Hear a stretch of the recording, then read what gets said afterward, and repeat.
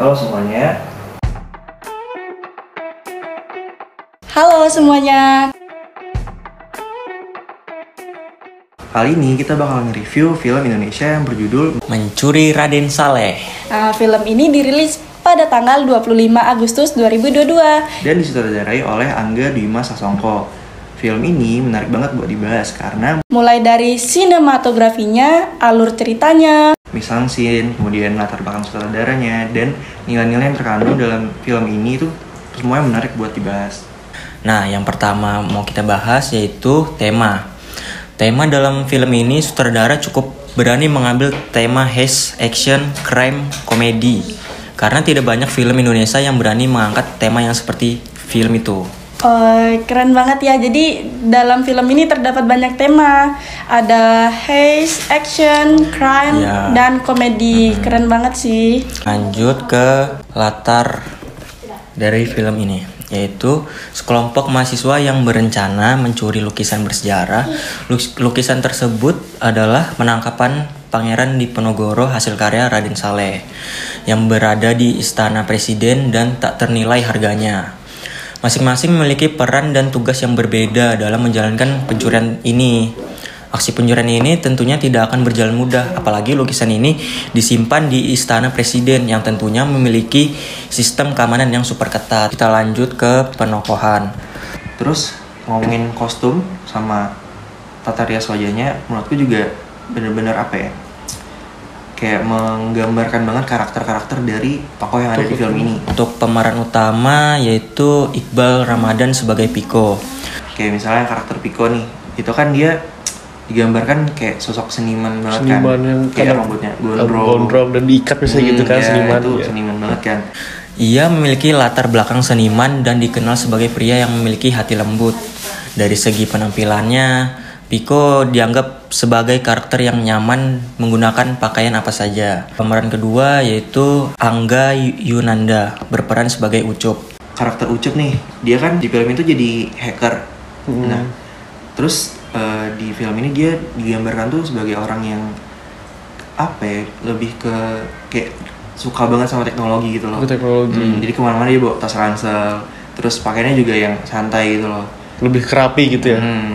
Ucup ini merupakan sosok yang cukup penting dalam rencana pencurian karena mereka berperan sebagai hacker. Ucup juga sahabat sematinya Piko. Terus lanjut ke Rahel Amanda berperan sebagai Vela. Selanjutnya ngomongin karakter Vela nih. Nah, Vela kan tadi dia karakternya tuh yang apa ya, berasal dari keluarga yang kaya kan, status ekonominya. Nah, dia tuh penampilannya tuh digambarkan cukup nyentrik gitu loh, kayak terlihat yang berkelas gitu lah penampilannya, yang sesuai dengan karakternya dia sendiri. Ya, berasal dari keluarga kaya raya, terus kayak dia juga bandar judi juga kan. Bandar judi di sini tuh kan. Vela juga menjadi mata-mata, telinga, dan mulut di kelompok tersebut karena dia lebih banyak mengambil peran dengan bertemu orang-orang. Keren. Terus keempat, Umay Shahab berperan sebagai Gofar. Gofar sendiri merupakan abang dari Tuk-Tuk di film ini. Nah, terus selanjutnya ada karakter Tuk-Tuk nih sama Gofar. Nah, kedua ini kan sama-sama ini ya, kayak di bengkel gitu kan. Montir. Montir. Jadi karena mereka sering di bengkel dan kayak jarang banget perhatiin penampilan gitu kan, jarang. Ya pokoknya sehari-hari mereka tuh di bengkel gitu loh. Jadi pakaiannya tuh lebih yang kayak yang santai. Kemudian nggak terlalu ngerawat badan mereka juga gitu. Gofar memiliki kemampuan bisa memperbaiki apapun, baik itu keran hingga pun mobil mogok. Terus Ari Irham ini berperan sebagai Tuk-Tuk, seorang driver yang handal. Ia menjadi karakter yang cukup penting karena semua usaha mereka mencuri lukisan di Istana Negara juga bergantung pada Tuk-Tuk. Akhini Hakwe berperan sebagai Sarah. Sarah akan menjadi sosok yang paling kuat dan dianggap bodyguard dalam kelompoknya. Dia dianggap sebagai karakter yang paling kuat secara fisik dan keterampilan berkelahi. Nah, saya ada karakter Sarah nih yang merupakan atlet silat dan digambarkannya tuh sebagai orang yang atletis dan sering pakai baju yang sporty gitu kan. Jadi 6 tokoh ini semuanya punya peran penting ya, bukan hanya sebagai figuran aja. Jadi dia juga sebagai tokoh utama di film ini. nggak cuma misalnya dia cuma numpang lewat aja, tapi Iya. semuanya punya peran tersendiri ya. Penggambaran karakternya tuh juga apa ya, dari kostumnya juga memberi penjelasan itu loh tentang sebenarnya mereka tuh cuma remaja biasa gitu kan, yang punya latar belakang yang bermacam-macam juga kan, tapi karena suatu situasi dan keadaan tertentu yang membuat mereka tuh jadi mengharuskan untuk melakukan pencurian gitu lah. dalam tanda kutip ya. Iya, dalam tanda kutip. Kita lanjut ke alur. Alur dalam film ini dibawakan alur campur alias maju mundur. Cara pembawaan seperti ini sangat cocok demi menambah ketegangan. Terbukti dengan banyaknya plot twist yang dihadirkan mampu memberikan rasa kaget. Salah satunya adalah saat Pico dan teman-teman gagal melakukan aksi perampokan. Usut punya usut, ternyata kegagalan tersebut sudah direncanakan oleh Permadi, dan Pico dan teman-teman hanya diperlakukan seperti pion dalam bidak catur. Lukisan berhasil dimiliki Permadi, sementara Pico dan teman-teman menjadi buron dan diburu polisi. Itu salah satu plot twistnya. Masih banyak plot twist yang lainnya. Ya, selanjutnya kita akan membahas sinematografi dan juga mise en scene dari film Mencuri Raden Saleh. Nah, berdasarkan film yang kita sudah tonton, sudah sangat jelas bahwa film ini sudah sangat banyak variatif dari kamera angle-nya. Dari kamera angle-nya sendiri terdapat ada low angle, high angle, dan juga overhead shoot, mohon maaf. Nah, untuk high angle waktu aku nonton, itu sangat terpampang jelas di saat bagian ketika Yusuf melihat ke atas dinding untuk memperhatikan CCTV. Itu menunjukkan bahwa Yusuf sangat was-was dengan keadaan sekitar. Itu di saat scene itu menunjukkan bahwa kamera mengambil bagian high angle. Dari atas ya. Kalau dari pencahayaan yang aku lihat itu kan rata-rata banyak yang ngambil di dalam ruangannya. Jadi lebih sering pakai cahaya buatan gitu loh. Kayak misalnya ada adegan yang tadi yang si Ucup ngeliat ke atas CCTV gitu ya. Nah itu dia ada lighting dari sebelah kanan wajahnya. Terus ada juga yang adegan si Pico yang ngomong ini, sama belakangnya ada si Sarah. Nah itu kan sama-sama pakai side lighting juga.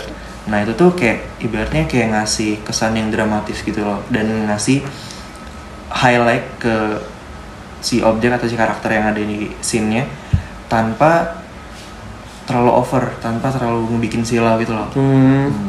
Dan untuk low angle yang pertama kali aku notice sangat penting di film ini adalah ketika di penghujung film Pico yang berkelahi dengan ayahnya saat di bagian scene ketika hujan.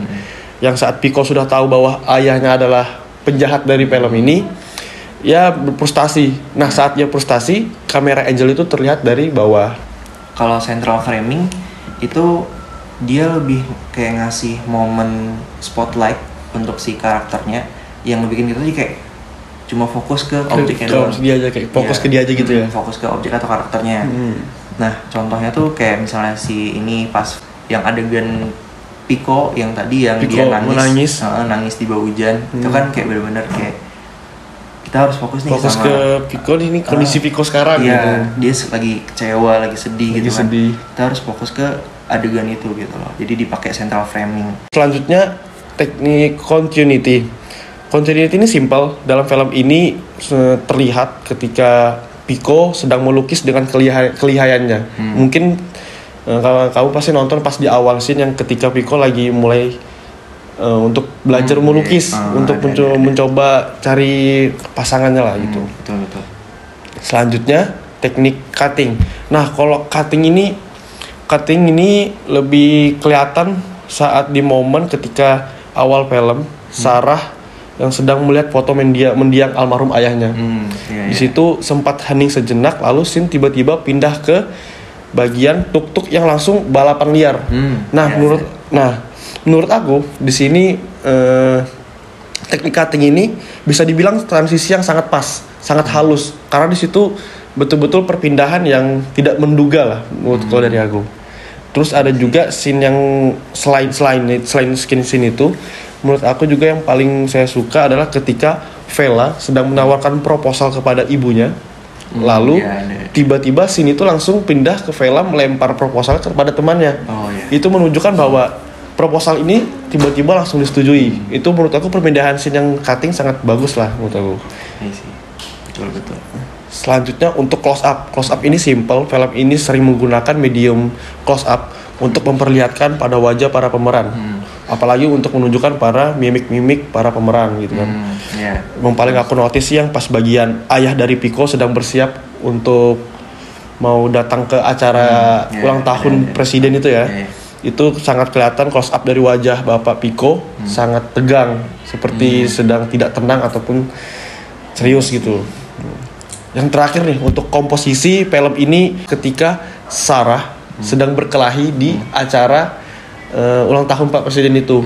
Pas di akhir perkelahian, Sarah dengan laki-laki itu seperti di tengah-tengah kerumunan sambil bertatapan dan diperhatikan oleh beberapa tamu undangan. Itu menurutku menunjukkan bahwa mereka menjadi pusat perhatian dari film daripada scene bagian ini. Dan tempatnya juga menurutku bagus banget dan kayak mewakili adegan yang pengen diceritain di film gitu loh. Kayak misalnya pas adegan yang tadi yang pesta di rumah mantan presiden Permadi. Nah itu kan rumahnya kelihatan yang besar, yang mewah banget itu kan, yang menunjukkan orang kelas atas ya. Betul. Apa ya, udah kayak pas banget itu loh settingnya sama status dari si Permadi ini. Terus kalau ngomongin properti nih, nah properti utama dari film ini tuh kan lukisan si Raden Saleh. Kalau ngomongin lukisannya itu, kalau kita lihat ya, itu mirip banget sama yang ada di Istana Negara sama yang kayak tiruannya. Iya, jadi kayak semirip itu gitu nah lukisannya. Terus akhirnya ada ekspresi wajah. Nah ekspresi wajahnya juga bagus banget nih, dari misalnya pas scene terakhir yang tadi yang Pico baku hantam sama bapaknya, itu juga itu scene-nya lumayan epic sih, kayak kaget banget gitu loh. Ternyata selama ini bapaknya adalah lawannya itu kan kayak gitu. Nah itu kayak ekspresi si Pico-nya itu dapat banget sih, kayak mulai dari bingung, sedih, semua itu kayak campur aduk. Dapat lah filmnya itu. Hebat banget sih. Terus yang terakhir ada kedalaman ruang atau depth of space-nya. Nah, kedalaman ruang ini yang aku notice yang pertama tuh ada deep space. Pas adegan pas awal tadi yang Pico lagi ngeliat kanvas. Kanvas. Itu kan kayak peletakan antara kanvas sama Pico-nya tuh di lukisannya tuh dia lebih dekat sama kamera gitu loh. Lebih dekat sama kamera gitu. Terus Pico-nya lebih jauh dari kamera, jadi kayak ada jarak. Ada kedalaman ruang di situ. Sekarang kita lanjut ke unsur ekstrinsik ya. Ini menceritakan tentang latar belakang sutradaranya sama terus nilai-nilai yang terkandung di dalam film ini. Nah, di sini saya akan menjelaskan tentang Angga Dima Sasongko. Angga Dima Sasongko itu kan merupakan sutradara dari film ini ya, film Mencuri Raden Saleh. Nah, dia tuh awalnya kan kepikiran buat bikin film ini tuh dari ayahnya. Ayahnya kan itu sangat mensupport seniman-seniman lokal ya, terutama pelukis. Nah, jadi karena ayahnya dia kayak ngerasa tuh pertemanan yang dia dia teman itu berawal dari ayahnya, kayak dia kenal orang banyak seniman-seniman. Nah, jadi karena ayahnya itu sangat mensupport, jadi banyak seniman-seniman yang datang ke rumahnya. Ke rumahnya tuh nggak cuma datang, jadi nggak cuma sekedar datang, tapi membawa lukisan buat di kayak ibaratnya cenderamata gitu. Kemudian ada suatu waktu harus mengungsikan semua lukisan karena mungkin terlalu banyak kali ya. Terus lalu Angga Dimas ini mencoba merawat salah satu lukisan yang kemudian lukisan tersebut restorasi, cari ilustrator untuk menggambar lukisan tersebut. Ternyata pas sudah digambar keren banget nih hasilnya. Nah, lukisan inilah yang ada di openingnya di film Raden Saleh. Nah, nilai moral yang bisa diambil ini adalah dia mampu membuat perubahan itu kayak terdapat pada pada saat Angga mengatakan dialog Angga ucup ya. Kita butuh orang yang punya privilege, punya leverage, dan punya resource. Paling nggak tuh bikin perbedaan itu sih yang paling menonjol dari film ini. Kalau aku tonton sih dia kayak privilege tuh di diri orang tuh penting buat perubahan. Setelah menonton video ini mungkin dari kalian ada yang tertarik buat menonton, atau bagi kalian yang sudah menonton bisa kasih pendapat kalian tentang film di kolom komentar.